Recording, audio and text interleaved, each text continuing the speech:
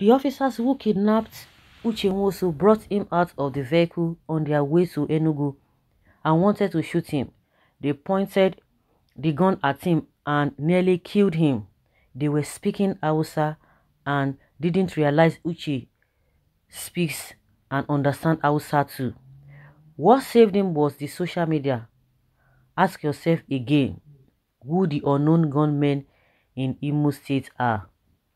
Okorocha laments. Can you imagine that statement? That those officers who kidnapped him, they were speaking Hausa, they wanted to kill him. It was as a result of a social media cry that made them to release him. And of course, they didn't know that it would be video because they wanted to do abracadabra. Because if really they had come out, as professionals, they would have informed. They wouldn't have even gone to church in the first place. Why didn't they go to his house? You begin to ask yourself. And some people tell you that anybody can be arrested anyway. Says who now? Why didn't they go to his house? The man stays in Imo State. So, does it mean they wouldn't have been able to get him in his house? If other people had died that very day, what would have happened? Because they believe that they could distract the people and people will be tense and nobody will remember because everybody will scamp for safety. They will run for their dear lives and nobody will be thinking of carrying phone to be videoing. But unfortunately for them, it was quickly captured. People saw it, so they can't deny it. And at the end of the day, Uzodinma is coming out to apologize to the Anglican Church and whatever. And he blaming it upon the police, that it is the police trying to exonerate himself. It's just unfortunate. Really, really unfortunate. And that's why I think IPOB now, they are really learning their lesson very, very hard. There are some things you need to say because the reason why they were able to tag all of these atrocities committed by these people on you is because of what you say. So you need to bridle your tongue. You need to select your word. You need to filter what you say because they've been working on that. And now everyone is happy now that this sit-at-home order has been cancelled. It didn't take 2 weeks before IPOB came out and said, no, this sit-at-home order will not take place again because they've looked at everything from both sides, which is not going to help the citizens as well. But what did we see? Some unscrupulous elements, they quickly lashed on that, use that as an opportunity. They started doing what? Enforcing the sit-at-home order. But now, everything has gone down. And people will be telling you it is IPOB. These people say that we have cancelled it. So who are the people behind this whole thing? So just to give a dog a bad name. So in most of your dealings, in most of your talking, you get to filter your words because those are the things they are using. But thank God everything is made known to the people. The issue of unknown gunmen. I could remember one of the elders in Igbo who was interviewed. He said majority of those people that they are arresting, even Uzodinma himself said it, that majority of the people, that about 70 or 80% of the people who have been arrested causing havoc in the Imo State, that they are not from the state. The IGP will not say anything about that, but they just want to tag it on ESN. When they say unknown government, these guys are coming from outside the state.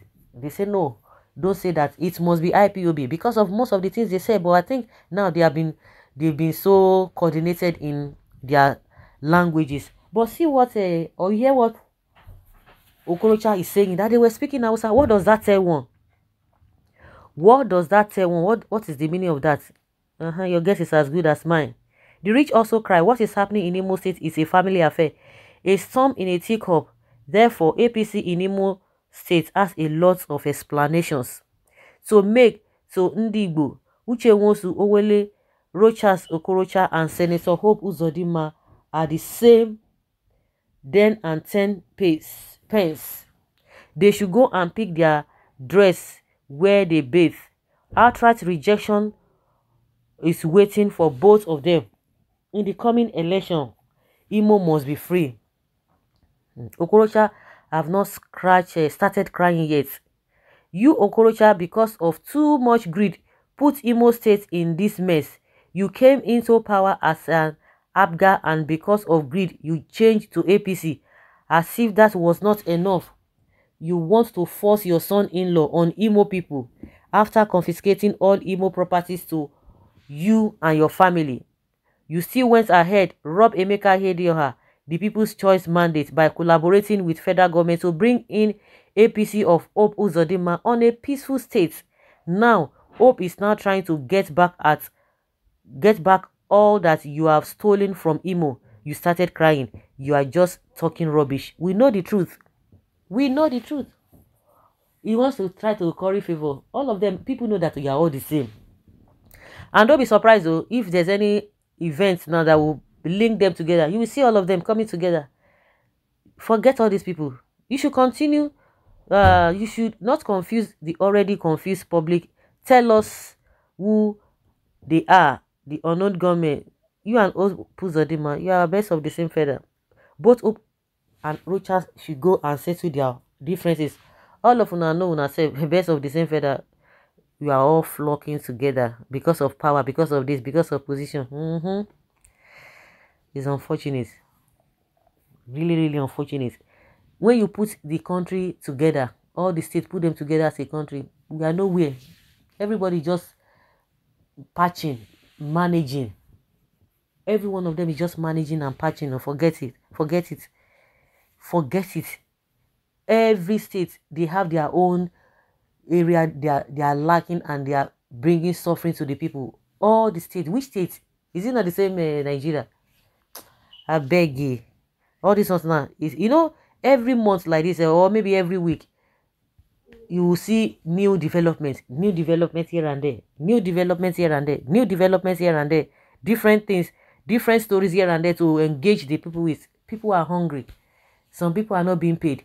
The ones that are being paid, they can't even afford things in the markets. The government is not even concerned about that. Not concerned about that. They will continue to feed us with all manner of things and everybody will just be talking about this whole thing. But from what he's saying now that they were speaking HAUSA, what does that tell you? Your guess is as good as mine.